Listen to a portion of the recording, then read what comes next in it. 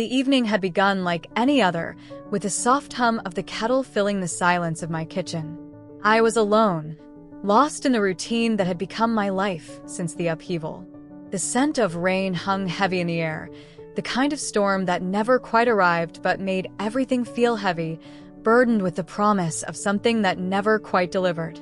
I stirred my tea absent-mindedly, watching the steam curl upward, and for a fleeting moment, I almost forgot the weight of the past few years, the days that bled into each other, indistinct and dull, like old photographs fading at the edges.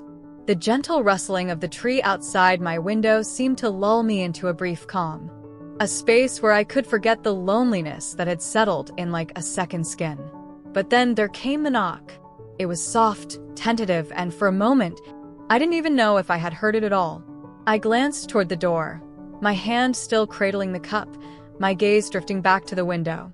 No one ever knocked at my door these days, not really. Most of the neighbors had retreated into their own worlds, busy with their lives or too absorbed in their own silences to reach out. It had been weeks since I'd had a visitor. Evelyn, the woman who lived 2 doors down, occasionally called for a chat, but even she had stopped stopping by. Charlie, the teenager who lived with his single mother across the street, still knocked every now and then, asking for sugar. But not today. Not tonight. Another knock. This time, louder. I stood slowly, setting the cup down on the kitchen counter, feeling the pulse of something unfamiliar in the pit of my stomach. I wasn't expecting anyone, yet somehow, my heart began to race as if I already knew who it would be. I opened the door. Standing in the threshold, his posture uncharacteristically hunched, was Thomas. His face, usually so composed, was drawn tight with worry, pale as if drained of all color. His lips, usually curved in the confident, easy smile that made him so approachable, were now pressed into a thin line. His eyes, usually bright and reassuring, were clouded with something darker, something more vulnerable than I had ever seen before. The weight of the world seemed to sit on his shoulders. He wasn't just a neighbor. He wasn't just the man who fixed fences and offered smiles at every occasion. Thomas had been a friend, a constant in the community, someone who, in the quiet, unsung way he had, made everyone else's lives seem a little easier, a little more manageable. Yet now, standing there in front of me, he looked like a stranger, someone I had never seen before. Eleanor, his voice was unsteady, fragile in a way I had never heard before. There was a tremor in it, a desperate kind of uncertainty. The faint scent of whiskey clung to him, sharp and metallic, as if it were the only thing keeping him upright. My heart squeezed. Something was terribly wrong. Before I could even ask him what had happened, he stepped past me into the house. His movement almost mechanical, like a man acting on autopilot. I closed the door behind him and gestured toward the couch, but he didn't sit. Instead, he stood there rooted to the spot, as if trying to find his bearings, trying to figure out whether he belonged in this moment or not. "I'm sorry," he muttered, his voice hoarse. I didn't know where else to go. I didn't need to ask any more questions. The sorrow in his voice, the weight of his words, were enough. He had come to me because he trusted me, because in this small, fragile moment of his unraveling, I was the person he needed. I sat beside him, unsure of what to say or how to fill the vast, hollow space that had suddenly appeared between us. His presence, usually so steady, now seemed like a broken thing. "She left me," he whispered, his words sinking into the silence, heavy and final. The sound of his voice breaking over the words, like an old wooden floorboard creaking underfoot, made my chest tighten. I blinked, unsure if I had heard him right. "Who?" I asked, my own voice barely above a whisper. "Leah," he choked out. The name was like an anchor, dragging the air from the room. She left this morning. Took everything. Said she was going to stay with her sister in California. She said she needed time. I don't know what that means, but I think it's over. For good." The world seemed to stop for a moment.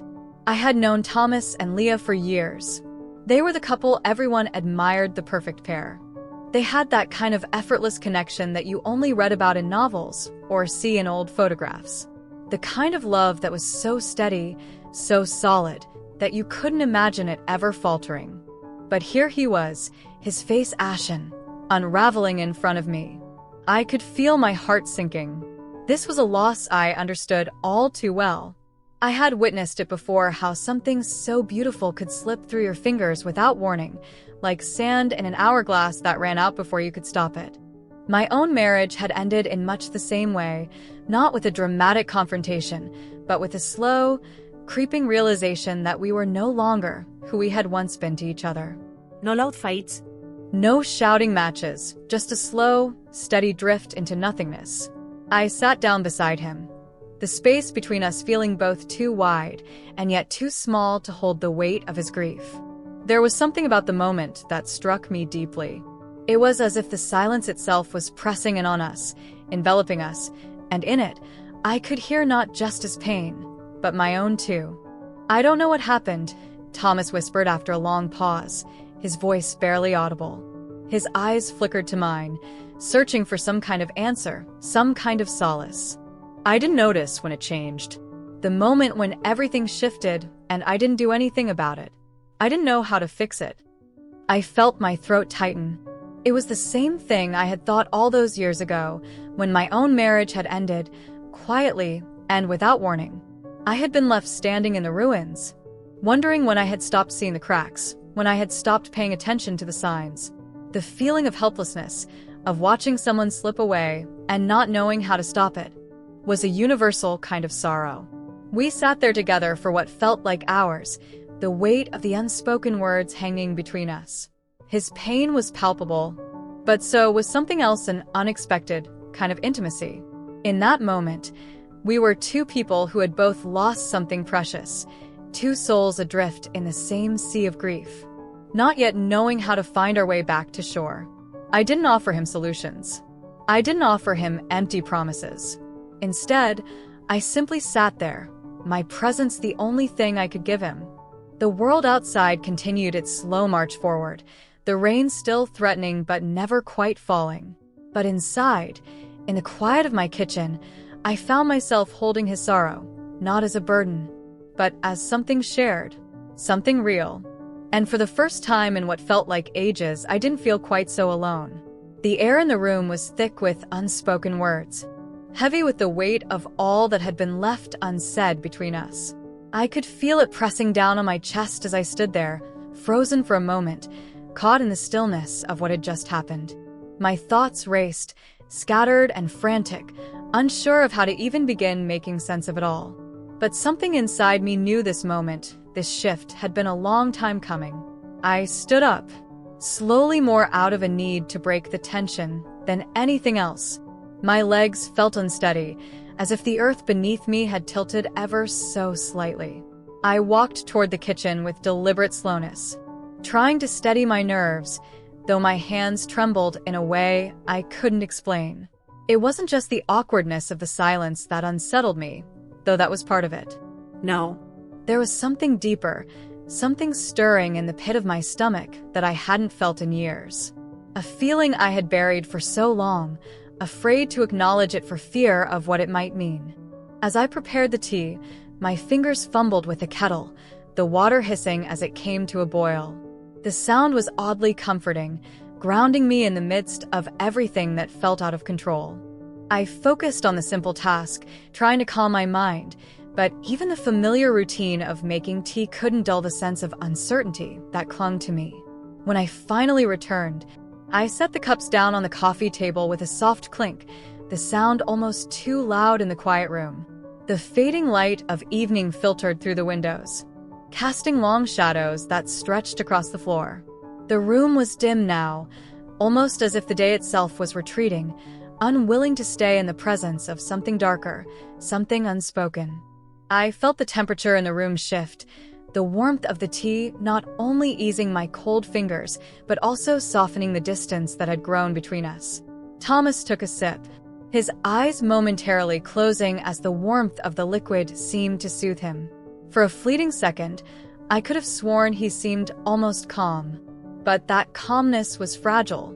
like the first fragile breath of spring after a long, harsh winter. It didn't last long. "I've been thinking," he said, his voice quieter now, almost too quiet, as if the words had to fight their way out.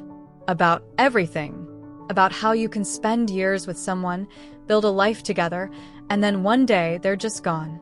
It's like you don't even recognize the space they used to fill." I didn't know what to say, so I just nodded, hoping that my silence would be enough to offer some kind of comfort. His words struck me in a way I hadn't anticipated. They weren't just words, they were raw, vulnerable, stripped of the armor we so often wear in our daily lives. There was a sharpness to them, a painful truth that I could feel in my own chest.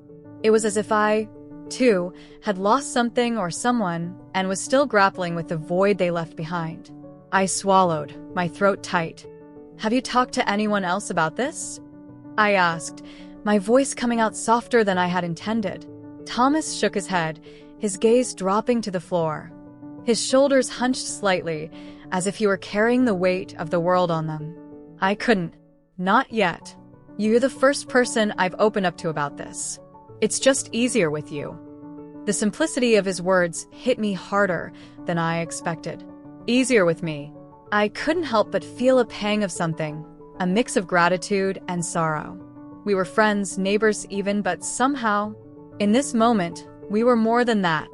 There was a depth between us now, a connection that hadn't existed before, a line that had been crossed.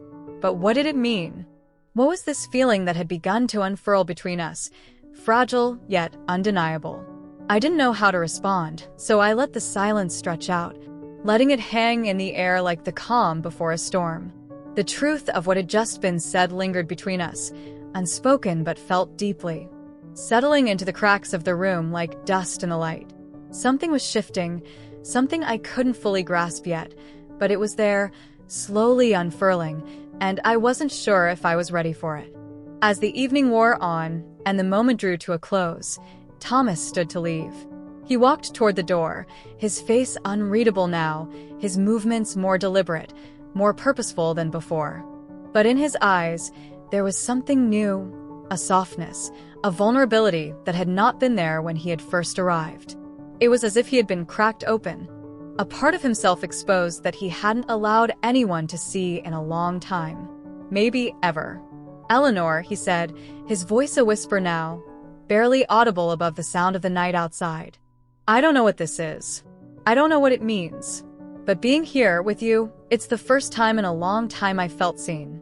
Not like a neighbor, not like a friend, just like a person." His words lingered in the air, hanging between us like a fragile thread. They felt heavy, like a secret that had been kept for too long, something I wasn't sure I was ready to hear, but somehow needed to. I opened my mouth to respond, but the words caught in my throat. They were too big, too complicated. What could I possibly say to something like that? So instead, I simply nodded. It felt safer that way than trying to make sense of the chaos that had stirred inside me since the moment he arrived. I stepped aside as he moved toward the door, and I watched him go, his figure disappearing into the night, swallowed by the darkness. I stayed there for a moment longer, the cool air from the open door brushing against my skin. And I wondered if he felt the same weight of the shift between us. As the door clicked shut behind him, I was left alone with my thoughts, with the unsettling feeling that something had changed, something deep and irrevocable. But whether it was the beginning of something new, or simply the end of something I didn't understand yet, I couldn't say. All I knew was that the world had felt different since the moment he walked into my life that evening. And for the first time in a long time, I wasn't sure what would come next. But somehow, I knew I was about to find out. The next day, everything felt different. It wasn't as if the world had changed, not in any grand, obvious way, but something inside me had shifted. It was subtle, like a light breeze stirring the leaves, barely noticeable, yet undeniable. I couldn't quite place it at first, but the moment I stepped outside, I knew something had moved within me. Something had settled in my chest, a weight I hadn't expected, and yet, it felt strangely comforting, like a bruise you don't remember getting but that suddenly makes sense of everything. I hadn't expected to feel this way. I hadn't expected any of this. A part of me had braced for the inevitable aftermath, the sharp sting of loss, the heaviness of finality. But there was no sharp pain, no sudden rupture in my chest. Instead, it was an ache, slow and insistent, a quiet understanding that the things that had happened, the things that had changed, were real. And deep down, despite my best attempts to deny it, I knew that this moment, the one that had come without warning, without preparation, was real too. I hadn't expected to feel so torn. So changed. It wasn't just about grief, and it wasn't just about the loss of a relationship that had fizzled out, that had unraveled with such quiet finality, like a frayed thread. It was about something else entirely. It was about the way someone could enter your life, even briefly, and remind you of things you'd forgotten about feeling alive. Truly alive in a way you hadn't in years. About being seen, truly seen, in ways you didn't even know you needed. That feeling of belonging, of having someone look at you like you mattered, even when the world around you didn't seem to care. As I stood there in my backyard, the morning sunlight stretching across the garden, I found myself tugging at the weeds in the flower bed, my fingers moving mechanically, almost absent-mindedly. The soil was damp from the early morning dew, cool against my skin, but my mind wasn't on the earth. It was somewhere else. Somewhere between the past and the present, where memories and fleeting moments collided, leaving me with the bittersweet taste of something I hadn't known I'd lost. The same flowers Leah and Thomas had once admired together, the same space they'd walked through hand in hand, seemed foreign now. It wasn't just the flowers that felt out of place. It wasn't the vibrant hues of the lilies or the gentle sway of the daisies that threw me off, but the air itself. The very atmosphere around me felt still, as if the universe was holding its breath, waiting for something I couldn't yet understand. Everything had changed, but it was so quiet, so subtle, that I almost didn't notice it at first. The garden, once a place of shared laughter and quiet moments, now seemed distant, almost out of reach, like a dream fading with the first rays of daylight. How is it possible that something so simple, an afternoon spent pulling weeds, or an evening spent under the stars, could hold so much weight? How is it possible that the absence of those moments could make me feel like I was walking through a fog, barely tethered to what I had once known? And then, as if the silence wasn't enough, I heard it, a voice, soft, uncertain, almost hesitant, calling from over the fence. At first, I wasn't sure if I had imagined it. I paused, holding my breath, waiting for it to come again, wondering if the breeze had played tricks on me, if I was somehow mistaken. But there it was again, clearer this time, a name, a question, a voice that I recognized, but with an edge to it that I hadn't heard before. It was Leah. For a moment, everything stood still. My heart gave a small, hesitant flutter, caught between the past and the present, between the life I had once shared with her and the life that had come after.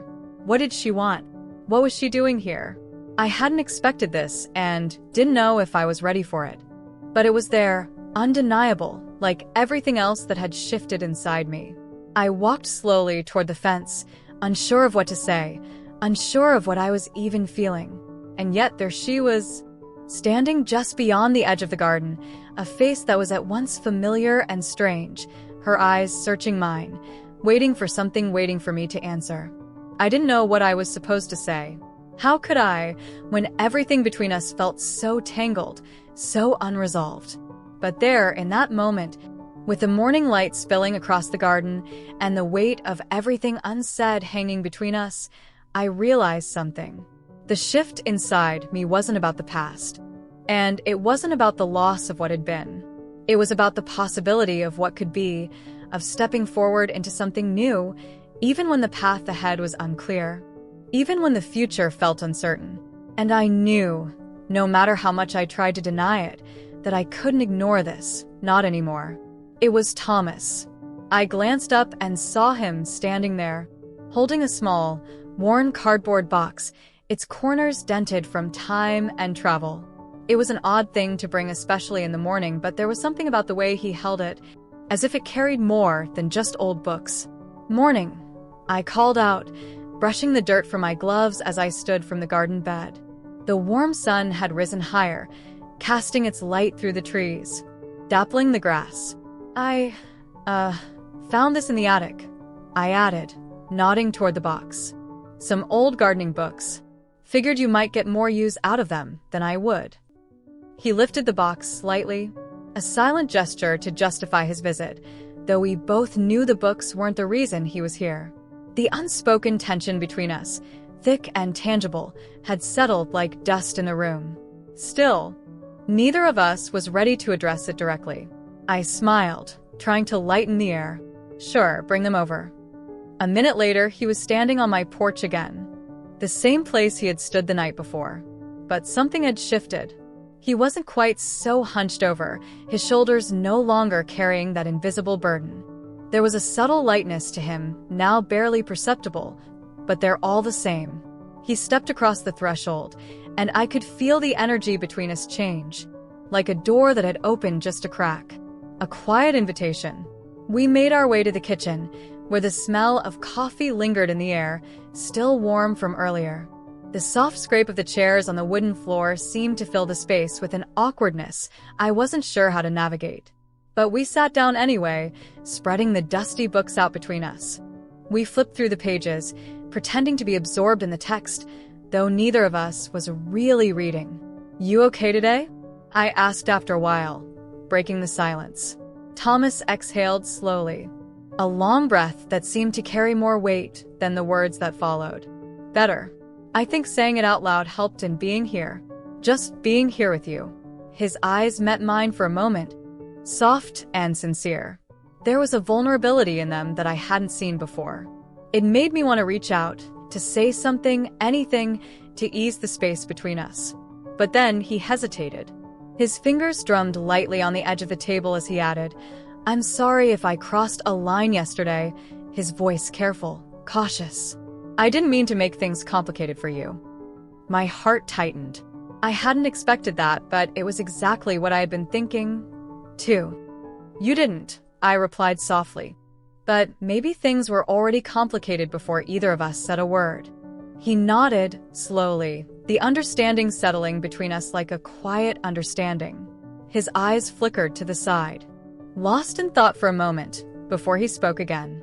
I didn't expect to feel this drawn to someone again," he said, his voice barely above a whisper. Not now. "Not like this." My throat tightened as I looked down at my hands. My thumb traced the rim of my mug absent-mindedly. "Me neither." The words hung in the air, but there was no need to fill the silence. We both knew what we meant, what we were saying without saying it. There was an unspoken truth between us now, something new, something neither of us had planned or invited.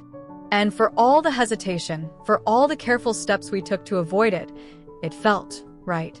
We sat there for a moment longer, neither of us moving, each of us caught in the same quiet storm of emotions that neither of us had the words to express.